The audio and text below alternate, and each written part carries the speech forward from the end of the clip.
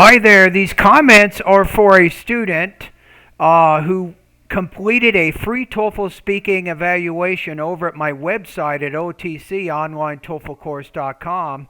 And I am Michael Buckoff. I'm the founder, owner, and the materials writer of this website and also of the blog bettertoeflscores.com. Let's take a look at your email. You say, please find the attached recording of my answer. I got it. I downloaded it. You say the listening material cites from TPO 40 question 6, which discusses a strategy salespeople used.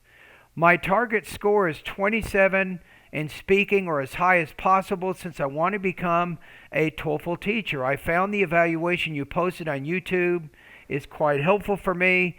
Please let me know which areas I need to improve on. I appreciate your help.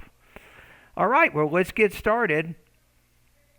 I'm going to listen to it once. I'm not going to make any comments at all. The second time, I will give you some feedback based on any problems you might be having with your delivery, language use, and topic development.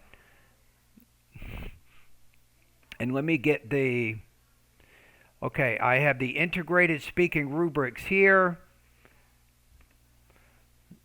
This is important. So, as a TOEFL teacher, you have to develop your own style when you score practice tests. What I'm going to do with you and what I do with a lot of students is I'm going to start at the 3 area. This is where a lot of people end up, right, in the 3.0. Now, as I hear your speaking and I think about the general description in the 3, the delivery, the language use, and the topic development competency descriptors, the question is, do I want to go higher than 3? Do I want to keep it at 3? Or is there reason for me to score below 3? That's my own system. And my system is pretty accurate.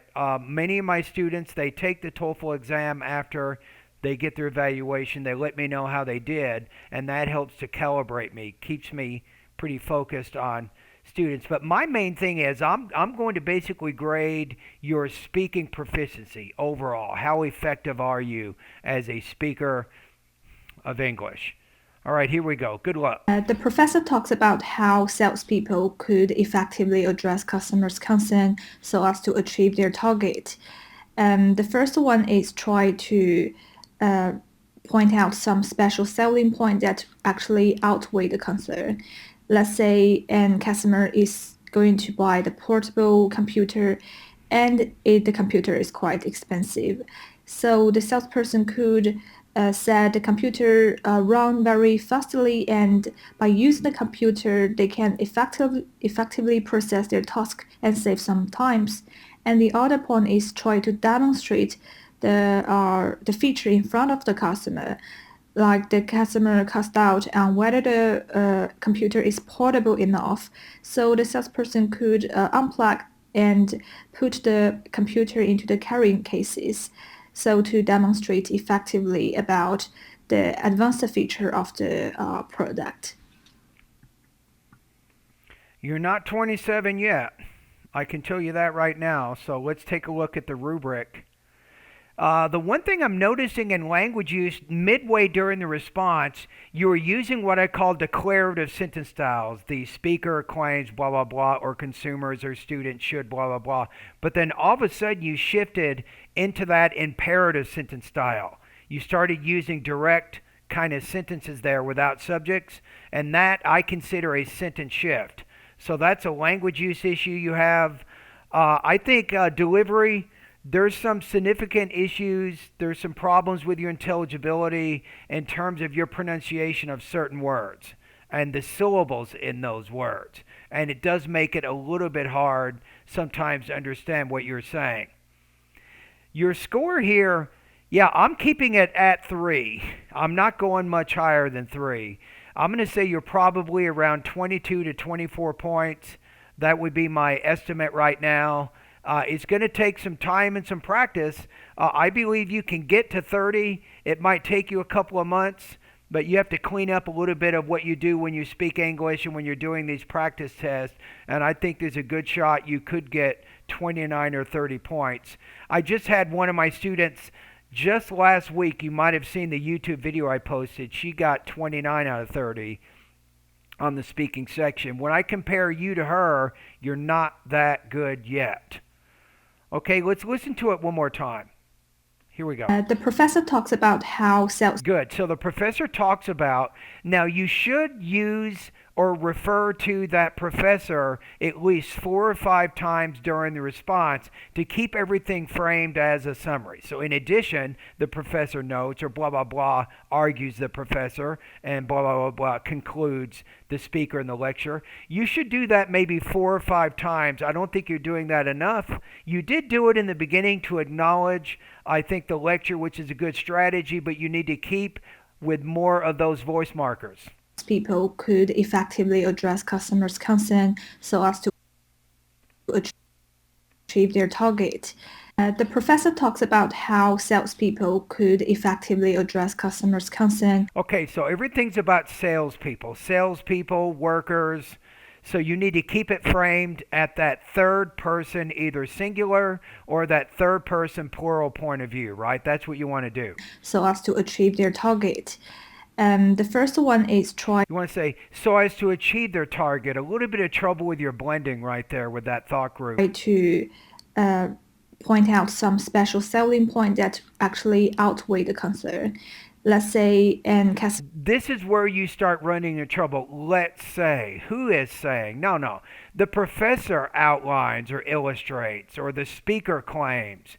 So let's say is kind of including your audience as part of the discussion here. That's not what you want to do. That's where you kind of go off the train tracks when it comes to your what I call sentence style. You're kind of shifting from that third person point of view to more of the imperative kind of directive order. Customer is going to buy the portable computer, and the computer is quite expensive.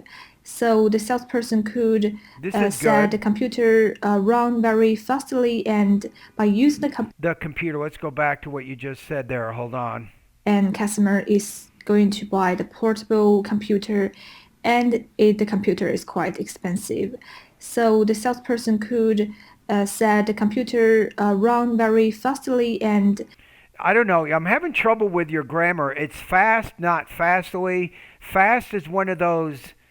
It's an adverb and an adjective, but the adverb does not have the ly form. Don't ask me why. I can't even explain it. But you don't say, if I say she is a fast runner, I'm not going to say she runs fastly. I'm just going to say she runs fast.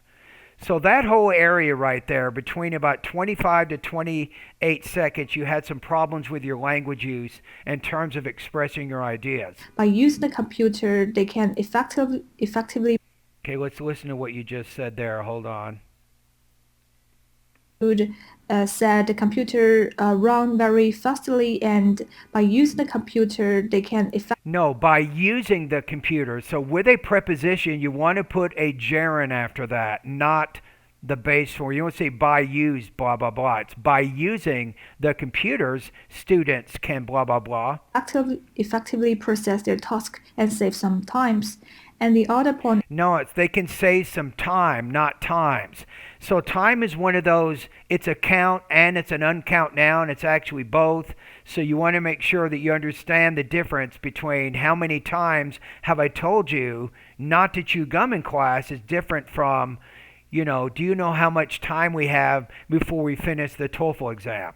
So I'm using it both as a count and an uncount noun there. Is try to demonstrate the feature in front of the customer, like the customer cast out and whether the customer what? The customer cast out? I'm not getting your meaning there. The computer is portable enough, so the salesperson could unplug and. So the salesperson, according to the speaker, could unplug and put the computer into the carrying cases, so to demonstrate effectively about the advanced feature of the product. Okay, so I'm going to adjust my score slightly down. So if I listen to your speaking practice test again, I'll probably find even more problems. So I'm going to just say 22 to 23 points out of 30. You definitely have delivery problems. You need to work on specific vowel consonant sounds. You need to work on your pacing. You can probably work on your tone. I think even your blending, I think, is important. Language use, you don't have complete total control, I think, over that. You have some problems with word choice, including count and non-count nouns, and a few other areas. And topic development, your organization is pretty good, but be careful. Make sure that you use enough of those voice markers throughout the response so that you frame it as a summary and we don't confuse it with your personal opinion. So to conclude, your score in this practice test is 22 to 23 points out of 30.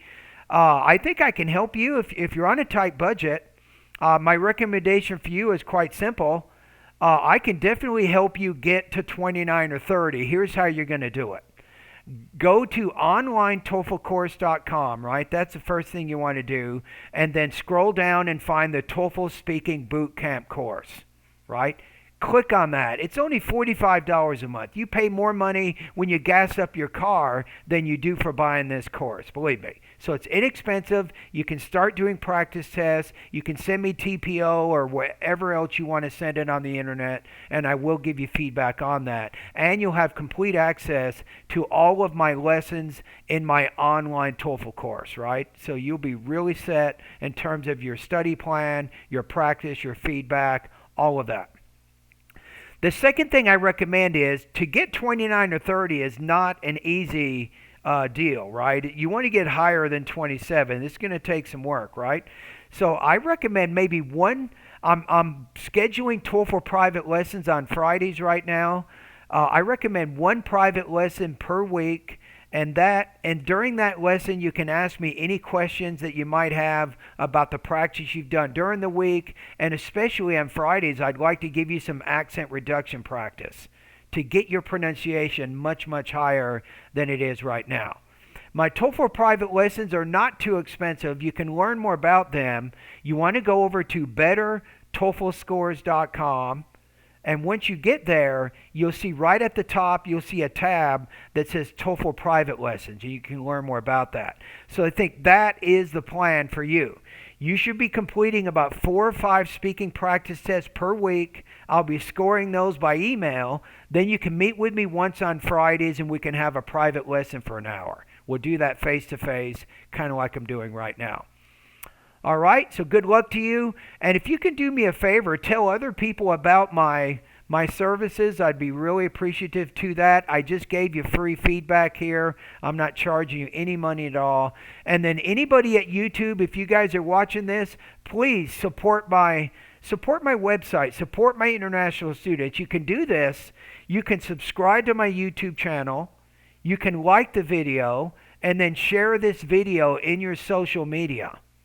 All right? My goal is to help as many students get higher TOEFL scores as possible. Now, I'm only one person. I'm not God. I can't do everything for everybody. But my goal is to get a small group of students each month. That's exactly what I do right now. I get about 20 or 30 people, and I'm going to help this small group get their required TOEFL scores that they need. That's what I'm doing, right? All right, thank you, everybody, and hang in there, be safe, and I will see you in the next YouTube video.